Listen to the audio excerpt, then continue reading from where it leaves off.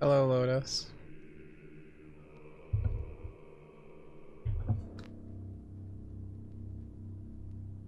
Play Snakebird.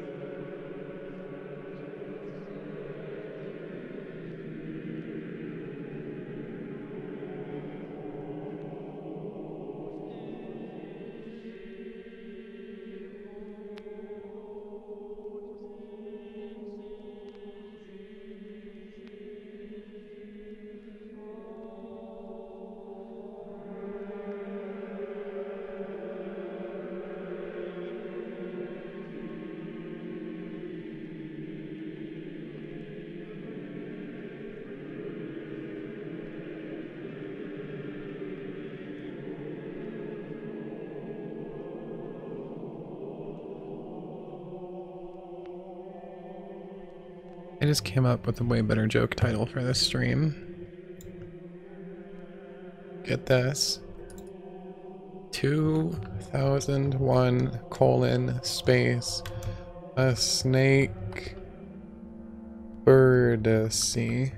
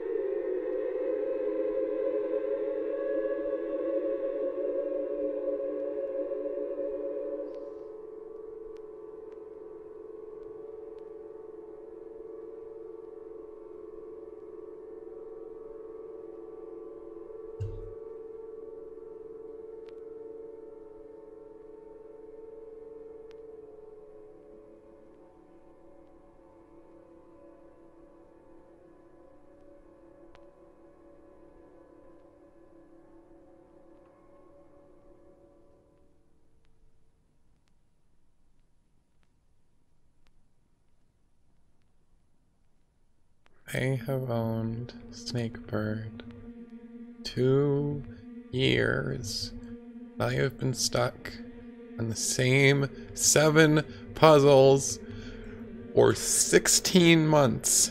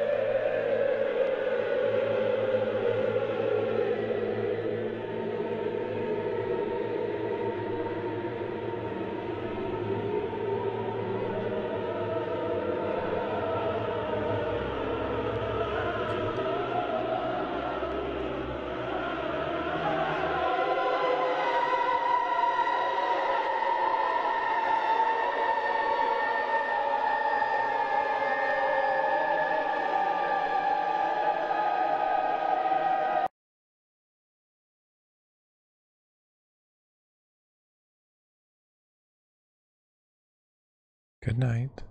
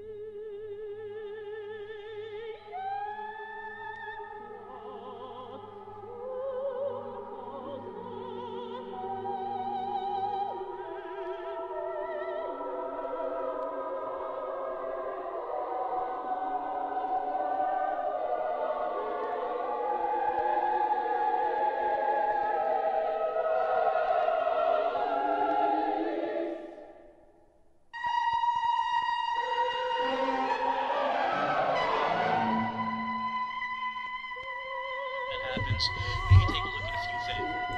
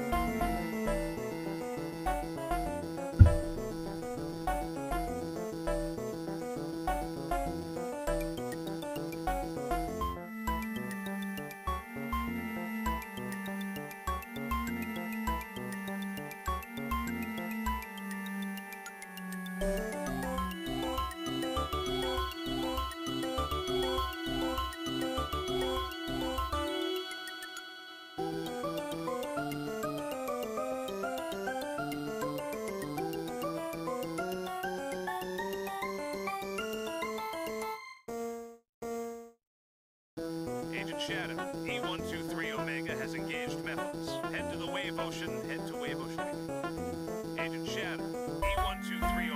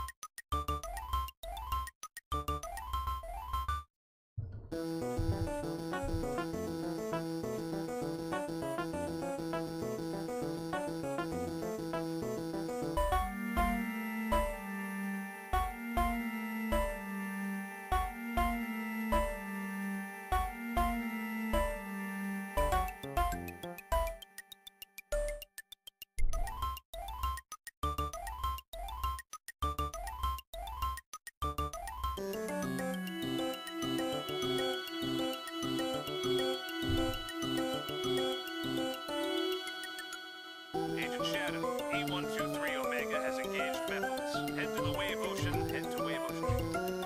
Agent Shadow, E123 Omega has engaged methods. Head to Wave Ocean immediately.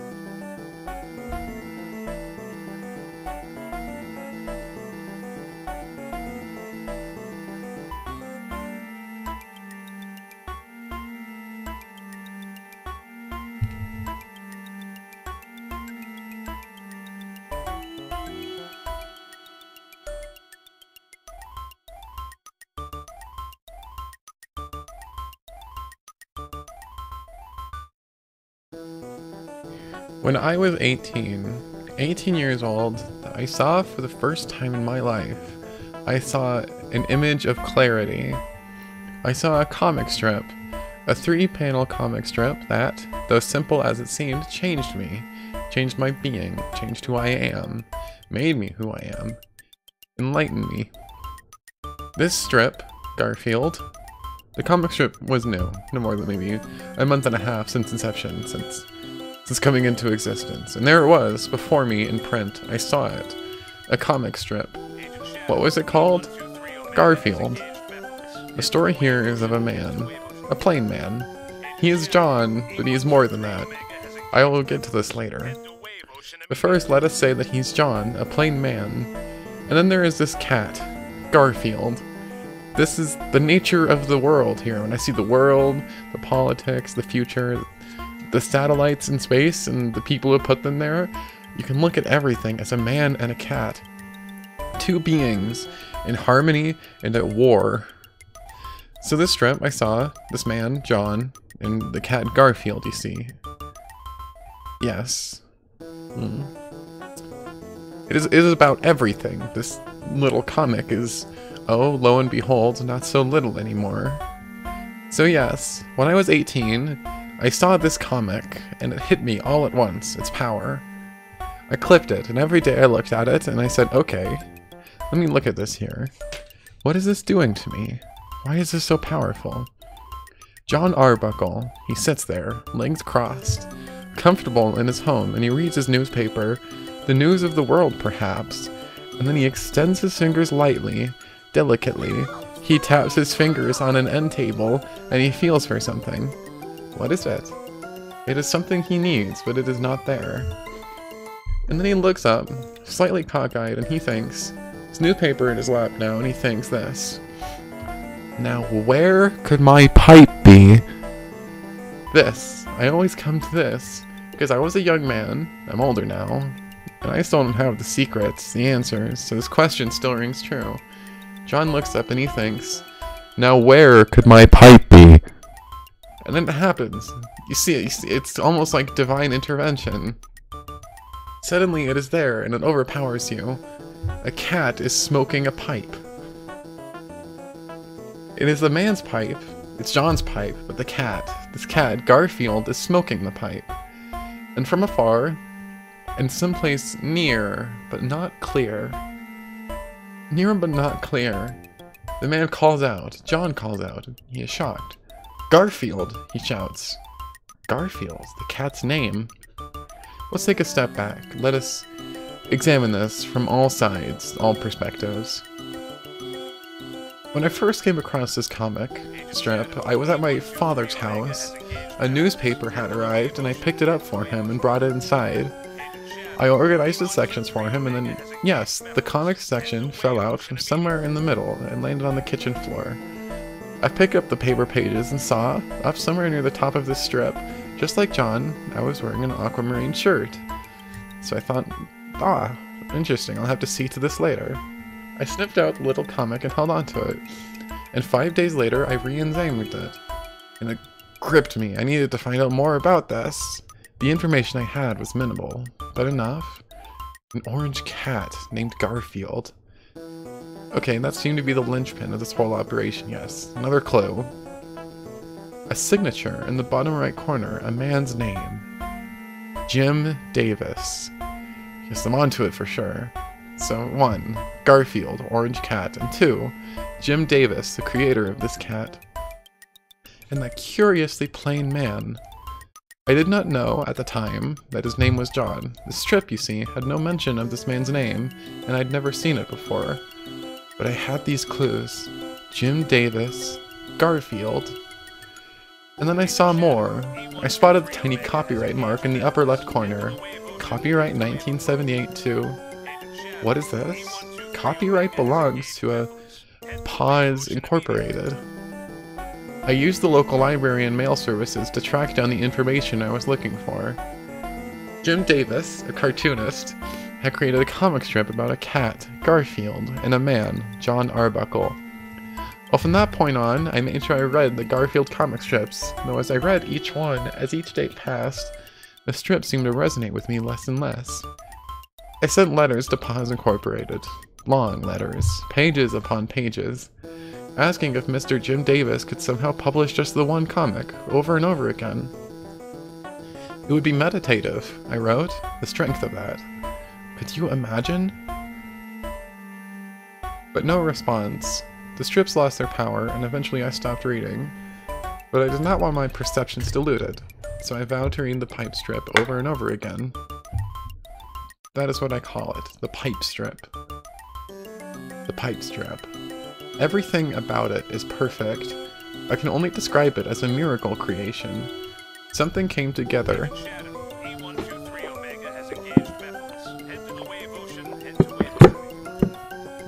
The elements aligned.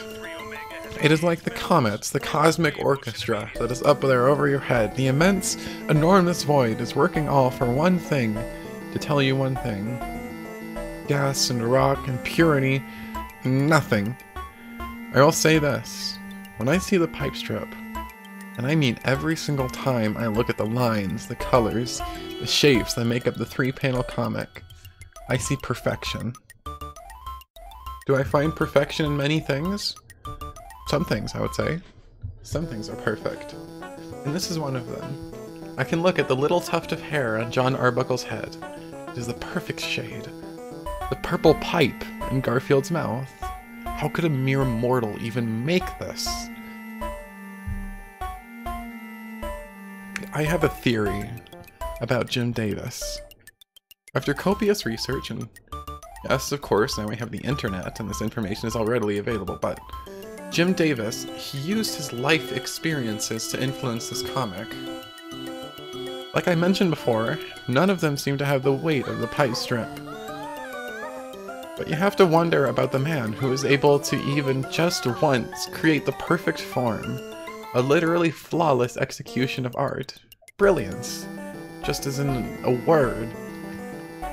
I think there is a spiritual element at work. I've seen my share of bad times, and when you have something, well, it's just emotions and neurons in your brain. But something tells you that it's the truth. Truth's radiant light. Garfield the cat? Neurons in my brain. It's harmony, you see? John and Garfield, it's truly harmony, like a continuous looping everlasting harmony. The lavender chair, the brown end table, the salmon-colored wall, the forest green carpeting. Garfield is hunched, perched, perhaps with this pipe stuck firmly between his jowls. His tail curls around. It's more than shapes too, because... Okay, stay with me. I've done this experiment several times. You take the strip, you trace only the basic elements. You can do anything. You can simplify the shapes down to just blobs, just outlines, but it still makes sense. You can replace the blobs with magazine cutouts of other things. Replace John Arbuckle with a car parked in a driveway sideways. Cut that out of a magazine, stick it in. Replace him there in the second panel with a food processor. Okay, and then we put a picture of the planet in the third panel over Garfield. It still works. These are universal proportions. I don't know how best to explain why it works. I've studied the pipe strip and analyzed John and Garfield's proportions against several universal mathematical constants. E, pi, the golden ratio, the Feigenbaum constants, and so on. And it's surprising, scary even, how things align. You can take just tiny pieces of the pipe strip, for instance. Take John's elbow from the second panel and take that and project it back over John's entire shape in the second panel, and you'll see a near-perfect Fibonacci sequence emerge. It's eerie to me, and it makes you wonder if you're in the presence of a deity, if there is some larger hand at work. There's no doubt in my mind that Jim Davis is a smart man. Jim Davis is capable of anything to me. He is remarkable, but this is so far beyond that. I think we might see that this work of art is revered and respected in years to come. Jim Davis is possibly a new master of the craft, a genius of the eye. They very well may say the same things about Jim Davis in 500 years that we say about the great philosophical and artistic masters from centuries ago. Jim Davis is a modern-day Socrates or Da Vinci, mixing both striking visual beauty with classical, daring, unheard-of intellect. Look, he combines these things to profoundly simple expressions. Strip is his masterpiece. The pipe strip is his masterpiece. And it is a masterpiece and a marvel. I often look at Garfield's particular pose in this strip. He is poised and statuesque, and his cat stare is reminiscent of the fiery gazes often found in religious iconography. But still, his eyes are playful, lying somewhere between the solemn father's expression in Rembrandt's Turn of the Prodigal Son and the coy smirk of Da Vinci's St. John the Baptist. His ears stick up, signifying a piqued readiness. It is as if, at any moment, he could pounce. He is, after all, a close relative and descendant of the mighty jungle cats of Africa that can leap after prey. You could see the power drawn to Garfield's hindquarters. Powerful haunches indeed. The third panel. And I'm saying just now, this is just coming to me now. The third panel of the pipe strip is essentially a microcosm for the entire strip itself. All the power dynamics, the struggle for superiority. Right? Who has the pipe? Where is the pipe? All of that is drawn, built, layered into Garfield's iconic pose here. You can see it in the curl of his tail. Garfield's ear whiskers stick up on end. The smoke billows upwards, curling the eye upwards, increasing the scope. I'm just amazed, really, that after 33 years of reading and analyzing the same comic strip, I'm able to find new dimensions. It's a testament to the work.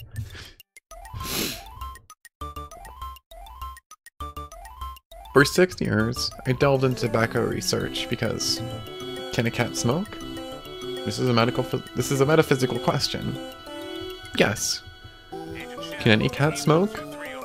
Do we know? Can just Garfield smoke? The research says no. Nicotine poisoning can kill animals, especially household pets. All it takes is the nicotine found in as little as a single cigarette.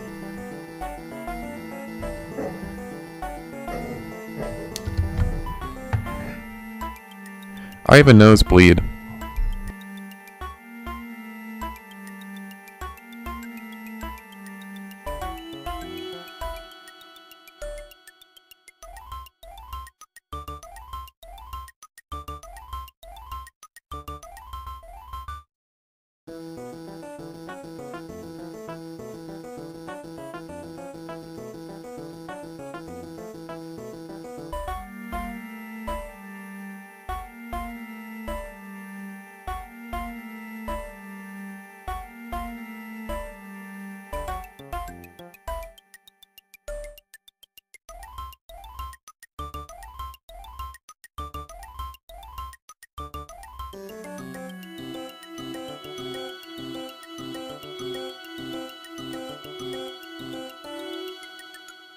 Agent Shadow, E123 Omega has engaged methods. Head to the wave ocean, head to wave ocean.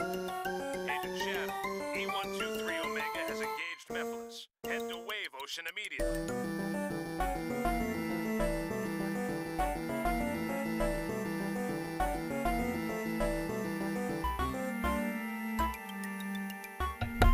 Shirley John's pipe holds a substantial amount of tobacco. And it is true that pets living in the homes of smokers are nearly 25% more likely to develop some form of cancer, most likely due to secondhand smoke, but these are facts of smoking, its toils on our world. But after visiting 2 tobacco processing plants in Virginia and the Philip Morris cigarette manufacturing facility, I came no closer to cracking the meaning. I was looking for any insight.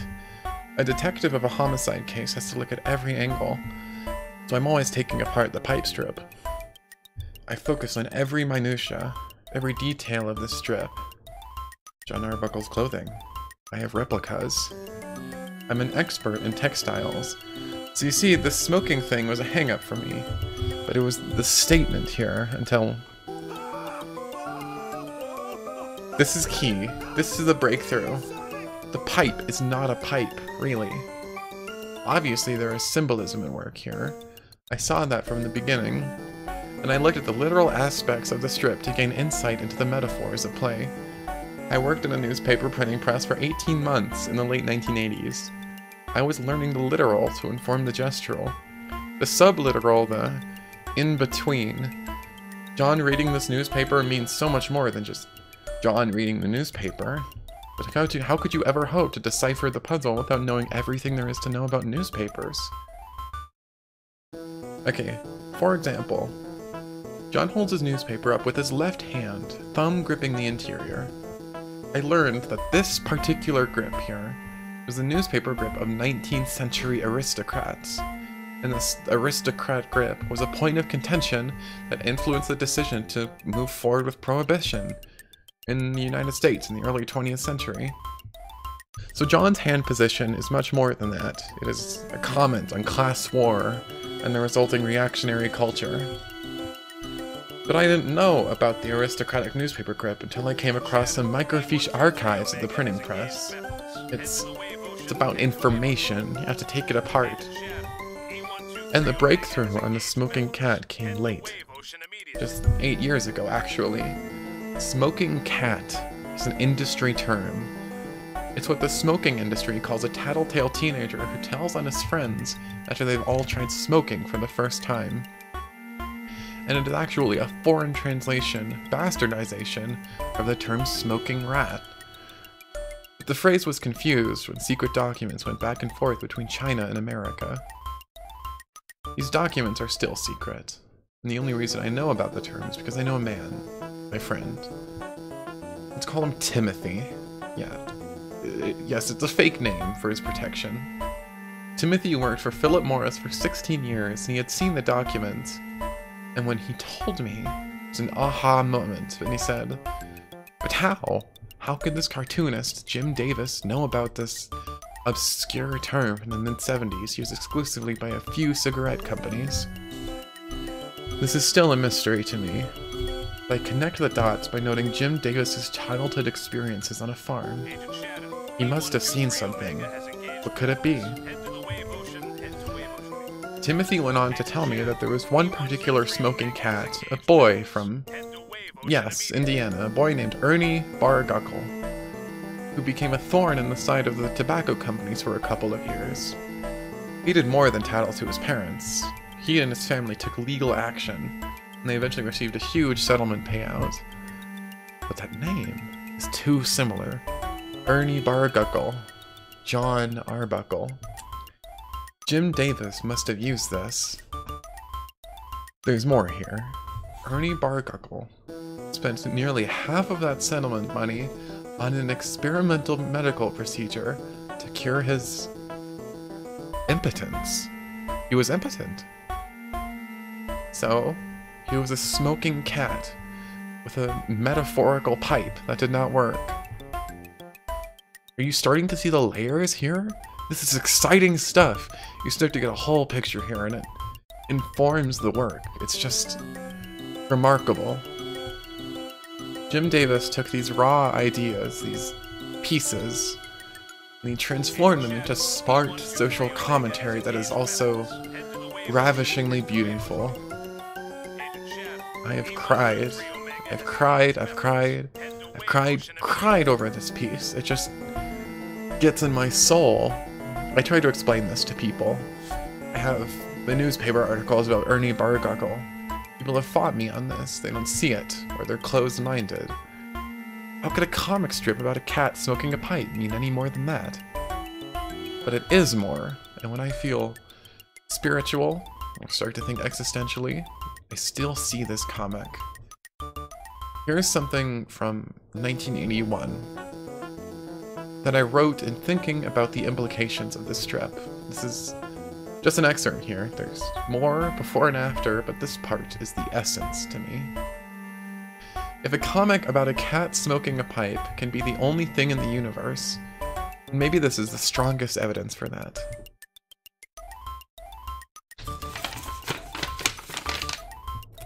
Many of you say, "Oh, but I am not blind. I have never been blind." But when you truly see, you will understand just how truly blind you once were to even think it right to say you were not blind. What does a blind man see? Blackness, darkness, blankness, blank darkness, dark blankness, the absence of things. Quite literally, no thing, no things, nothings. So you see nothing, and I bring you into the light. A cat is your pipe. You've been blind. Do you understand this? The cat has your pipe. You can't fully immerse yourself. You don't have the light. You don't have the radiance, the radical light, the radically gradient light of truth and truth belonging love and nature and light of loving truthful radiance. So don't be bold and make bold statements. I know of you. The cat has your pipe. The cat has your pipe. Remember that. That writing, well, it's kind of rough, kind of an early 80s feel. And I see that, but I'm still proud of it. Sometimes I imagine that it is the editorial column in the newspaper that Jon Arbuckle is reading. It's an exercise in recursion. It's like a vortex opens up. It's like you hold two mirrors up to each other. One is reality, and the other is a cartoon strip.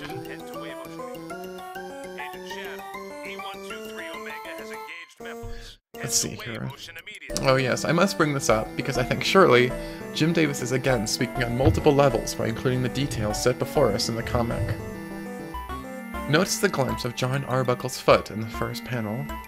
The size of the shoe would indicate that maybe the man just has small feet. But a deeper investigation takes us to the foot binding rituals of certain Asian cultures, inflicted usually on women for the desire of men. Its practice was incredibly painful and crippling. Aha! Mr. Davis is here presenting us with a man, or rather, man, who engages in foot binding, a body modification for women, on top of being without his pipe, or impotent. This is a man facing extreme inner turmoil. The panels tell that story, subconsciously. Notice the background wall shading of the first panel points inward toward Jon in the second panel, and the sharp tapered end of the purple pipe in the third frame also points at Jon in the second panel, inward. The eye is drawn to the center panel. You can connect these points and draw a triangle across the panels, and this triangle will align with the reoriented points of Jon's collar. This is majestic artwork. And to uncover this hidden order is bliss like I've never known. Comforting in an empty world. I can't help but read the thought bubble over and over again. Now where could my pipe be? Now where could my pipe be? It is a profound question. Why am I here? What is my purpose? It is reflection and self-examination here. It is facing the dust, the misery of a cold, careless universe. You can feel the weight of it. But where could my pipe be? One imagines the author, Jim Davis, teetering on the edge of insanity. His rationality, his lucidity hovering over the void, and he seeks the truth. You can see it in the line quality of the drawings, the thoughtful, controlled outlines mixed with the occasional, chaotic scribbles at work in the shadows and Garfield's dark stripes. It's almost as if Garfield is chaos himself. Yes, he is the embodiment of chaos, disorder, hatred, fear, thievery, death, destruction, desolation. These are the things that Garfield represents. He stole the pipe. He sits with his back to Jon. Garfield. Garfield, this chaos cat. Garfield has turned his back on everything. Everyone. One recalls the great existential forces in literature. Camus' Meursault, Kafka's Gregor Samsa, or Sartre's Antoine Roquentin. Garfield the cat sees the hopelessness of life, which... yes. This is why Jim Davis has chosen smoking. It represents a recklessness, a disregard for what would some define as the beauty of life. Garfield may die from the nicotine, he may not. He defies life. He sits defiant, saying nothing, but looking as if he could say, "Then let me die. It does not matter. It does not matter." And we are faced with this. Could John behave the same? Is John the glimmer of hope? He seems to be unsure. Again, his question, "Now where could my pipe be?" indicates that he is wrestling with his own existence. The center panel centers the issue, and again, this harkens to many of the great religious works of art. I'm talking about the pipe strip in relation to religion. It's interesting to assign the roles of God and anti-God, or as many know him to be the devil, or on a much larger scale, simply the forces of good and evil. Garfield, the thief cat, evil and malicious. He is the devil, placed to the right. And no, the two forms of John. John on the left, still innocent, still draped in the delight of the lack of knowledge. He is the humans in the Garden of Eden. He feels for his pipe, but he has yet to eat from the tree. And Garfield, the sinister serpent. And notice how Jim Davis has framed this. The center John is locked in a struggle between his innocence and his knowledge of the truth. Knowledge of the existence of evil. It is stunning. The great struggle, the struggle that transcends time. And Jim Davis floats over all of this as creator, the god of sorts in his own right. And he presents this cautionary message to us all. It is as if he is speaking from high, and he is saying unto our awaiting ears, "Where will you be when the cat reveals himself? I can tell you what you'll be. You will have a choice. You can face endless suffering and eternal misery. You can be forced and beaten down with barbarians who clad each other just for a view of salvation. They'll tear your eyeballs out and rip your gizzards from end to end. They worship this cat. This false idol, this evil, horrible cat. Do not be seduced by the cat and the pipe. Garfield, thy name is a mark of the demons of hell." Something like this. And to those listening, it is a stark reminder to follow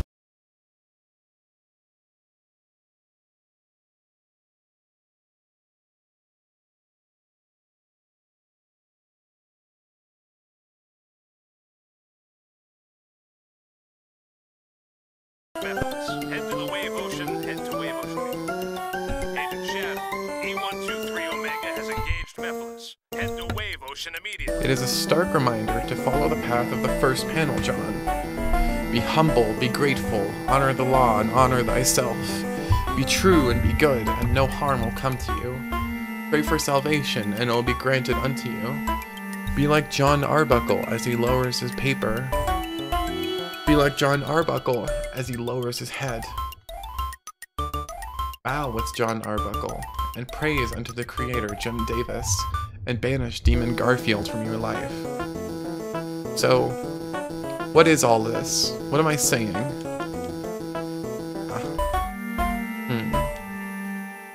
What does this all mean? Why is this one comic strip so important to me? And why do I feel the need to share this? Obligation. I have an obligation to you all. This is a redemption. This is a belief in redemption. A sacrifice of all the obvious trappings of this false modern life. Look at the simplicity in this strip, in the pipe strip. Look at the simple clothes John wears. Look at his simple, basic furniture. No adornments on the walls. Even the very pipe his cat Garfield stole, it is a plain, modest pipe. and I have adapted this way of life. It speaks to me. In our times, well, you don't need me to point out the hyperbole of of our times. You have children being born 8 or 9 at a time. You have more money being spent on a single Hollywood movie than some nations can spend feeding their starving people. Torture, distrust. Look around you, it's overwhelming. What can you contribute? And every day I look in the mirror and I hold this comic up to the mirror and I look in the mirror and add this little comic strip. Be humble. Be thankful. It is a reminder. Be respectful. You are a statue. You are fragile. And when you break, when you shatter, where will those pieces go? Ask, ask, ask. Ask this question. Will you ask? Humankind is only as great as you. You, the individual. It begins and ends with you. You must treat this expedition, this search, this life with a reverence and intensity found only in the smallest sticks. The littlest leaf, the tiniest stone, the most minuscule grain of sand on the beach of billions. This is the secret. Do you want the pipe? Do you want to know where the pipe has gone? You ask yourself. You ask. You ask. You ask.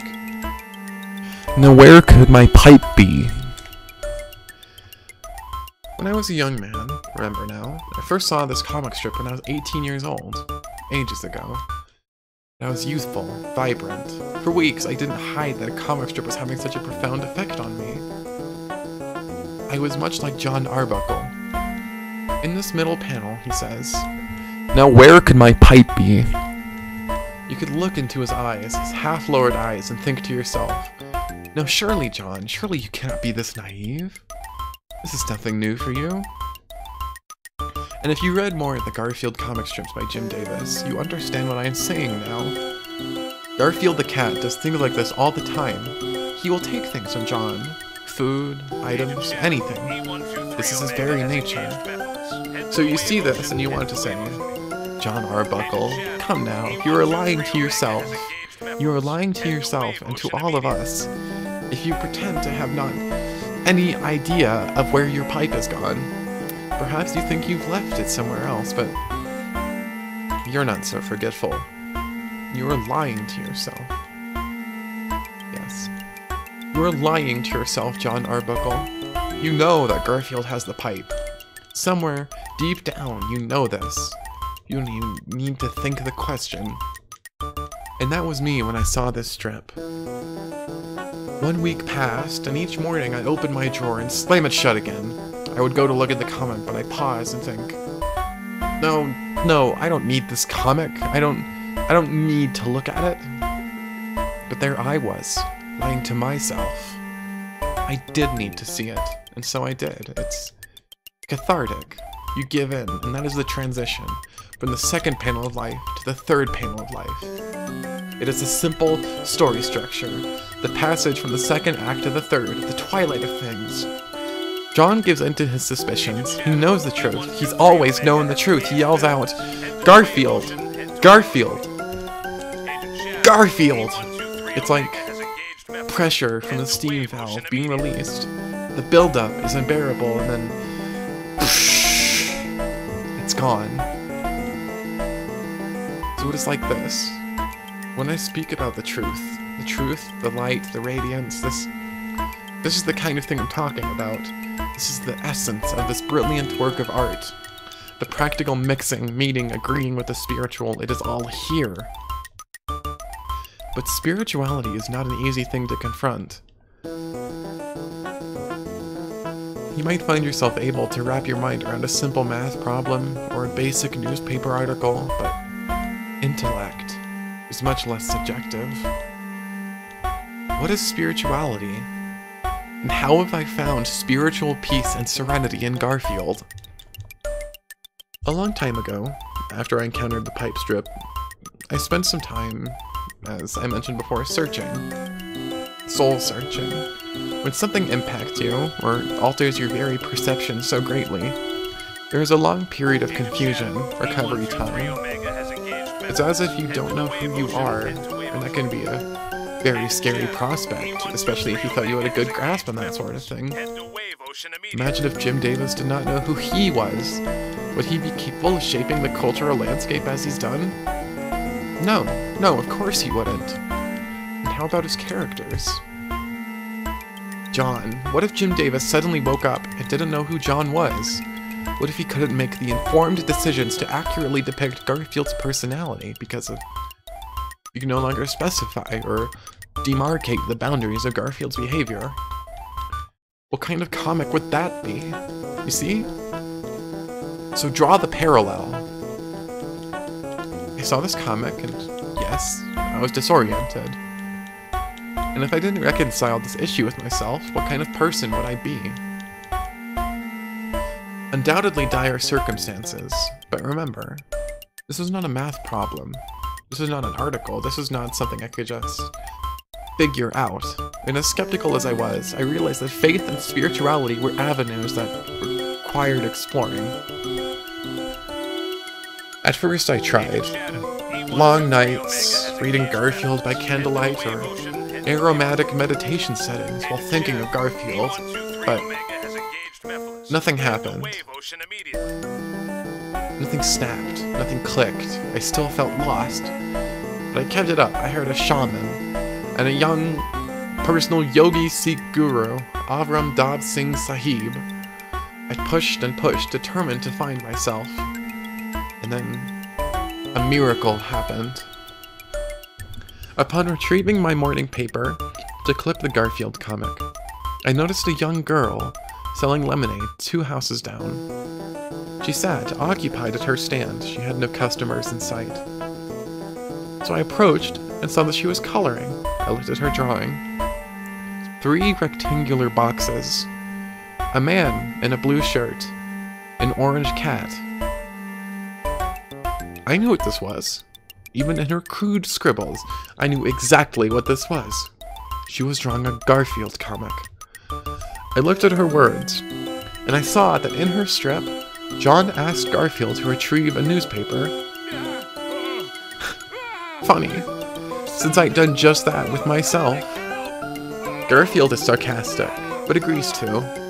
He returns and calls John Sahib.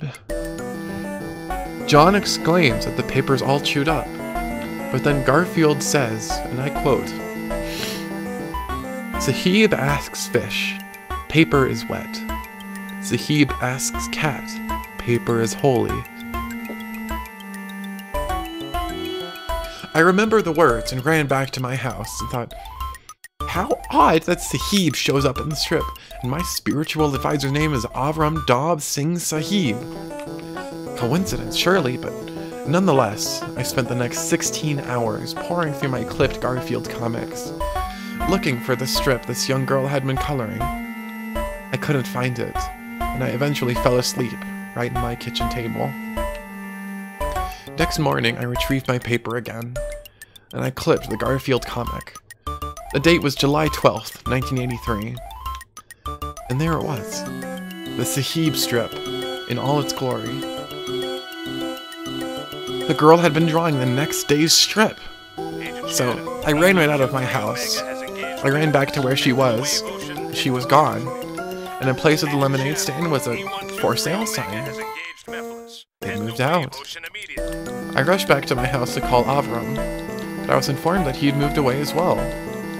I reeled for several hours and then it all connected for me. It was meant to be. It was meant to be this way. Jim Davis, John, Garfield, it was always meant to be this way for me. They move to the forefront and everything else fades away. Everything else. The girl, the lemonade stand, Avram Dab Singh Sahib. It all existed to show me the way. And when I'd found the way, everything else melted away. It was a beautiful miracle. And if July 27th, 1978, the day I first saw the pipe strip, was the first day of my life, then that day, July 12th, 1983, was the second day of my life. I've never looked back. Garfield has transformed me, and I am a man born anew because of Garfield. When I was in my mid-30s, I was interviewed for a documentary. It was a documentary on the subject of cat behavior. Now, I've had cats my whole life. I have 3 cats now, and at the time of this documentary interview, I had 4. I sat down for the interview and was joined by a veterinarian who specialized in felines. Dr. Carolyn Wellmitz was her name, I believe, and the doctor discussed color blindness in animals and how it affects their behavior. She specifically brought up the fact that cats are red-green colorblind. They can see colors, but they can't tell the difference between red and green. And look at the color choice in this strip here. Garfield sits on a green floor behind a pinkish-red wall. I heard this, and I immediately pulled a copy of the comic from my wallet to show to the doctor. I moved so fast, I'm sure I nearly scared her. I pointed at the paper and said, like this, look, this cat. Garfield, he's colorblind, he must be. That must be the answer here. Like this. As overexcited as I was, I managed to take in her response. She said, yes, a cat in this room would have a hard time differentiating the wall from the floor. Add to that a cat's known spatial confusion, and you have the makings of a cat rage-trome. Now, she informed me that this isn't exactly common knowledge among cat owners, but a seasoned cat owner, or someone particularly perceptive, will have picked up on it.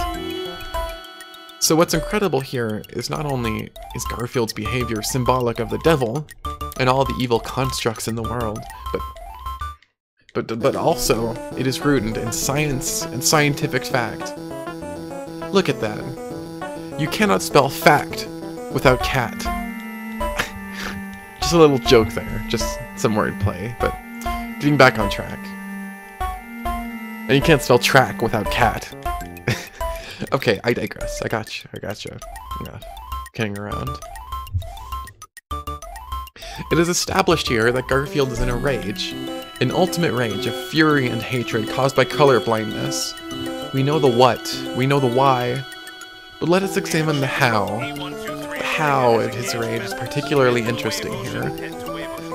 We've looked at his posture and called it powerful, in control, statuesque, etc., etc. Composed rage. It's peculiar. And I've talked to a number of psychologists and psychiatrists, and even a couple of anger management therapists about this concept. Could we see the same kind of behavior in a human? Is Garfield representative of something more specific than just chaos and rage? Deciphering this is going to take some perseverance for sure.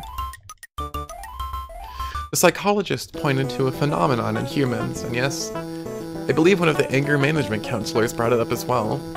The idea that people, oftentimes, will bottle their rage. Garfield the cat here, well, he could be bottling his anger inside, shoving it deep into his cat gut, to ignore and deal with at a later time. Well, no, that's not exactly right. Garfield has already acted out. He's already stolen the pipe. He's smoking the pipe. He's already dealt with his anger. He's already lashed out, so psychologically, what is going on here? What is this cat doing? And how does it impact his owner, John Arbuckle, psychologically? Well, Garfield is angry. He is acting on his anger. But is this passive anger or aggressive anger? Passive. It is passive because if Garfield has a problem with John specifically, he's choosing a passive way of dealing with that problem. He has not confronted John and said, "John, I have a problem with the way you've decorated this room. As a cat, I am colorblind, and this room sends me into a rage. You created a rage room for me here and I don't like it. I want you to change it." Instead of that confrontational approach though, Garfield has chosen to steal John's pipe, and that in turn angers John. But John decides to be aggressively angry and yell at Garfield, so now, instead of a calm conversation between two respectful parties, you have two heated, angry individuals, each with a problem and no direct line to solving it. layered emotions here tell a story with tight, focused brevity that would make Hemingway weep. This is an entire drama in just 3 panels, people. But let's not be remiss and miss the humor of the situation and the absurdity of it all. For certainly there is a reason the visual shorthand for drama includes both the crying mask and the laughing mask. Comedy and tragedy complement each other and meld to create drama, tension, the height of humanity, the peak of art that reflects back to us our own condition. And here, in its basest form, we can laugh at this comic, yes, comic, in which a cat smokes a pipe. When was the last time you've seen such a thing in your life? Never, I presume. I certainly never have. The Greek muse Thalia's presence is strong in this work of art here. Comedy, it is comedy, and if you look at the structure again, you'll see this perfect form of thirds, where it's magically for the transmission of yes, a joke. The joke is as old as time.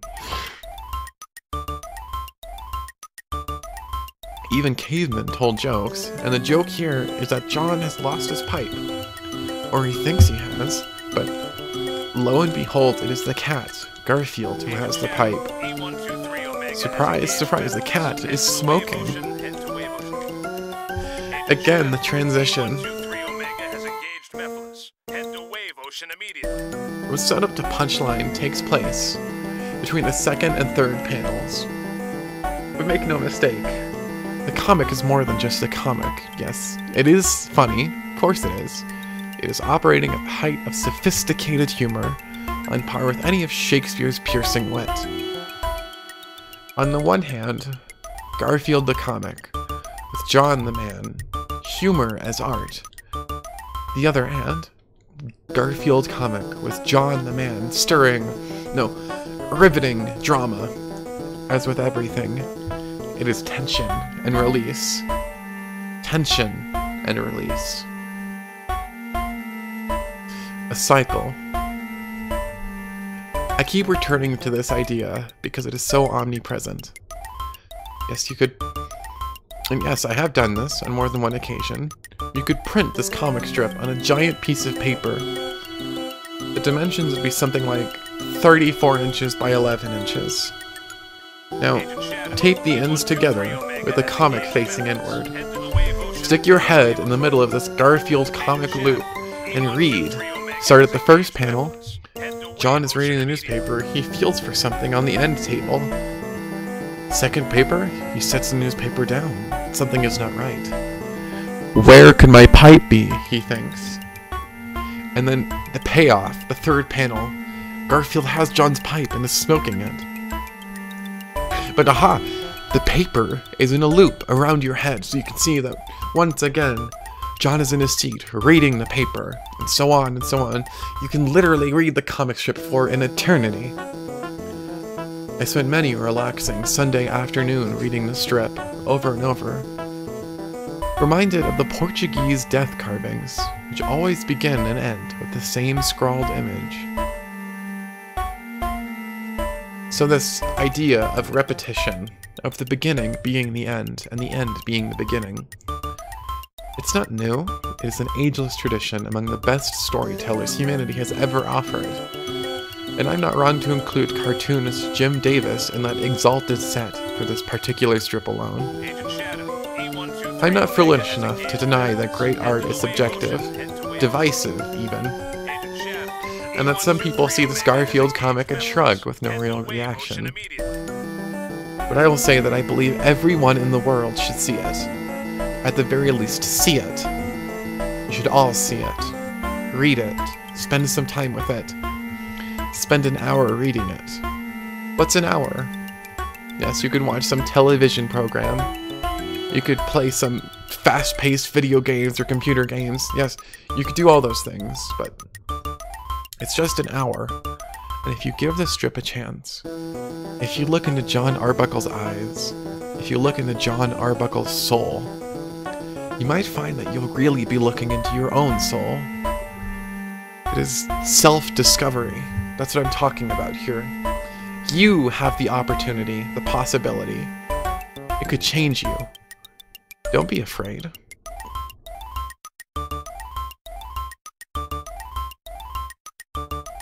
You know, just last week, I was eating lunch near the municipal court, like I do every Thursday, and there was a plumbing banner. A plumbing van parked out in front, and a man, a plumber, would step out from the court and retrieve something from this every so often. A few times this happened. I thought nothing of it, just a plumber doing some work on the municipal court. But then he came out and looked through his van, and it was clear. He couldn't find something. I noticed and thought, well, that's sort of similar to the Garfield comic in a way. Someone looks for something, can't find it.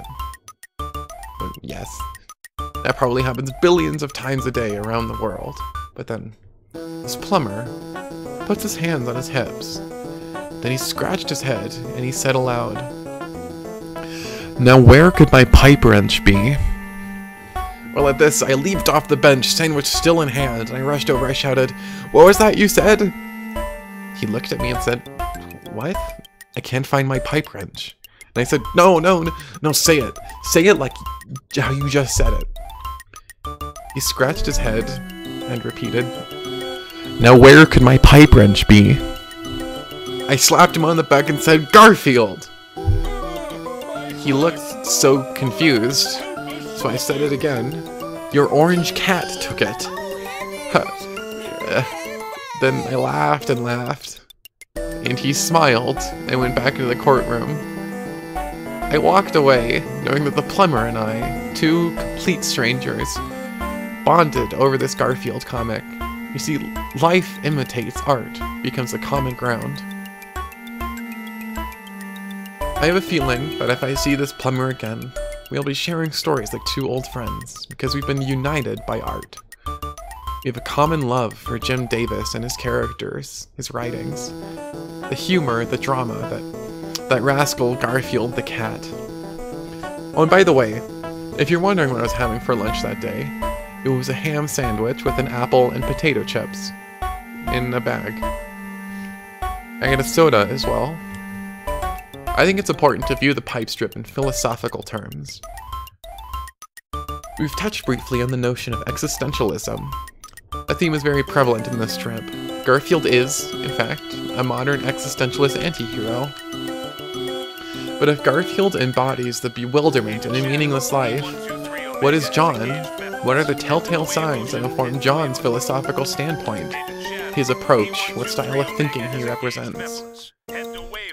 John is depicted as being grounded in the material world, a world of things. He is surrounded by objects, and he touches these objects, he interacts with them. The newspaper, the end table, the chair, his clothes, all these physical things make up John's world. In some sense, even his cat Garfield is an object to him.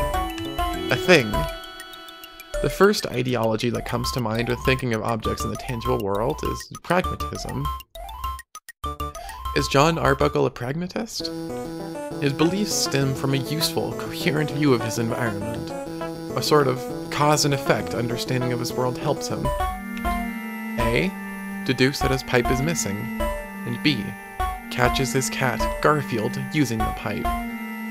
This kind of empirical and logical thinking lends credence to the idea that John is indeed a pragmatist. Although, it is hard to entirely ignore the rest of the Garfield comic canon. While Garfield is consistently anarchic and embraces the chaos and absurdity of life, Jon Arbuckle exhibits an erratic, unpredictable mix of philosophical behaviors. At times he is borderline, delusional, and idealist, an almost slap-happy version of Don Quixote. Other moments he is rigid, nearly to the point of being obsessive. Somewhat like a structuralist, and certainly has streaks of sarcasm and negativity that might classify him as a skeptic. But isn't there some universal truth in this approach? How can any one man, how can Jon Arbuckle be just one thing? How can any of us be just one thing? We are an amalgamation of ideas, of emotions, conducts and functions, thoughts and feelings, John Arbuckle may very well inhabit tenets of nearly every major philosophical tract known to man. We all might. Characters are reduced to make them recognizable, definable. A story needs a good guy, a story needs a bad guy. But rarely is one person defined in such black and white terms. Even Garfield, with all his bad behavior, Machiavellian motivation, and general ne'er-do-well attitude, can be kind and thoughtful. You just have to find that rare strip. Speaking philosophically about the entire Garfield franchise, it's an incredibly accurate depiction of life. Its bold lines and bright colors are merely a facade, a red herring, a lie. This cartoon is not a cartoon at all. It is not a caricature. It is not character, despite adopting caricature as its visual style and tone. But I don't really like to speak in broad, sweeping generalizations about Garfield. The comic has been running for over 30 years, and to try and boil that all down is just, well, it's impossible. I think the only way that any historian worth his salt will agree with me is to look at individual moments, isolated instances, single comic strips. Can I discuss this one strip in the context of the entire run of Garfield? Yes, I do that just as a film historian might analyze one movie in relation to the history of all movies, or a war enthusiast might look at a single battle's impact on an entire war. The pipe strip is just an instance in the lives of John and Garfield. Perhaps John is not a pragmatist at all. Let's look at this again. Maybe John is exhibiting the traits of a rationalist thinker. His question, now where can my pipe be, is a clue that his thought process stems from the early rationalist questions posed by René Descartes. The well-known quote, "I think, therefore I am," attributed to Descartes is applicable. Another close look at the strip, and we see that Jim Davis chose to draw John thinking his question. Now where could my pipe be? John does not speak this question aloud, so Jim Davis is also exploring the mind-body duality. John's question operates on the level of a literal question, but it also examines the nature of reality. Jim Davis's epistemological approach tells us something about the human condition. John's thoughts remain the focal point of this strip. The comic is quite literally centered around his thought. Now where could my pipe be? This is his reality. This is where cognition and the power and function of the mind take over. As Plato believed, the body is just a shell for John Arbuckle. Yes, he can use his physical body to read his paper or cross his legs, but these inputs of touch, sight, hearing, etc., these senses are the triggers of the mind, as we see here. The mind is something greater. It is the originator of ideas, and ideas are forever immortal. Immortality through thought. A major theme in literature and philosophy. And isn't that what Mr. Jim Davis himself has achieved? Will he live forever? The universe will continue to spread and spread outward. Entropy will turn a chaotic infinity into a homogeneous controlled system. This will take billions of years, and in that time, humans will push technology to heights we can't imagine. We'll explore and inhabit space and occupy more and more of the universe, just as time allowed our ancestors to multiply in numbers and populate more and more of the Earth. And as the specific people come and go, their physical bodies will be born and grow and die, but their thoughts will remain. And Jim Davis's comics, his glorious Garfield comics, are recorded ideas of his that will still be here.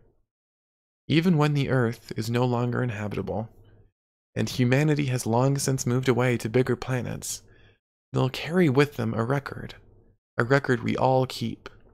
Mark my words, and look at what we started. What is the internet? What is the online world if not a record?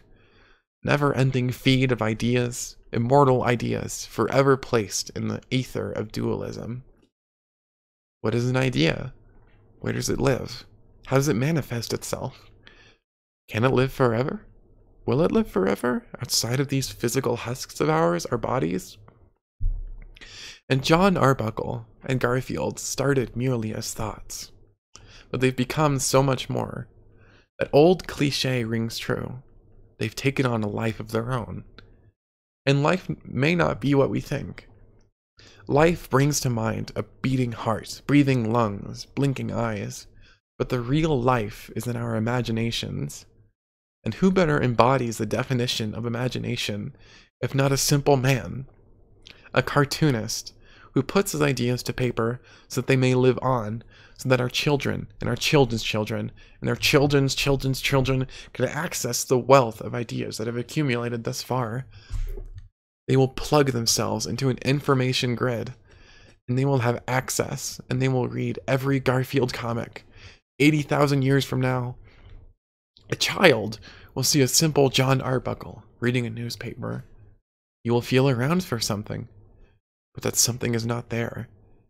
He will lift his head and think, now where could my pipe be? And Garfield will be smoking the pipe, and John will yell, Garfield! And what then? 80,000 years from now? The child reading this comic will smile, and that smile will transcend space and time and the physical limitations of this existence. Whatever they may be, however many dimensions exist, they will always be Garfield, and there will always be its creator, Jim Davis.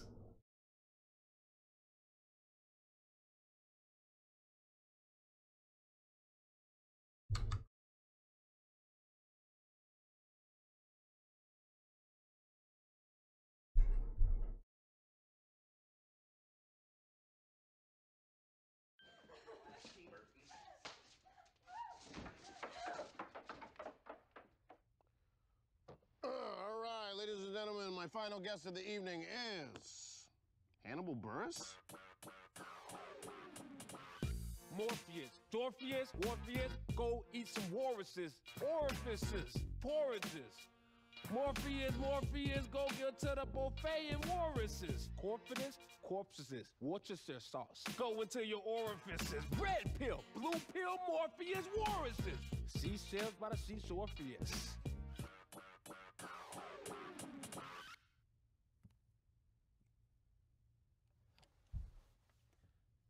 Morpheus drinking a 40 in a death basket.